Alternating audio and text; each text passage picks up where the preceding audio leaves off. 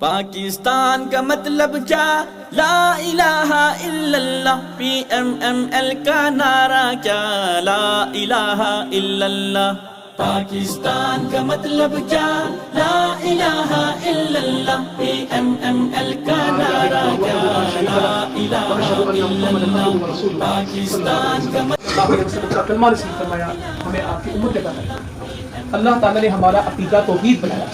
غریب بندے کے ساتھ زیادتی ہو جائے، اسے کہ بچہ کرا رہے تو کہنا زیادتی قبول ہے، دوری نہیں کرا سکتے. ایک پہلے مار پڑی اور پھر بھی طاقتور کو انصاف ملنا ہے. عدالتیں کس کے لیے؟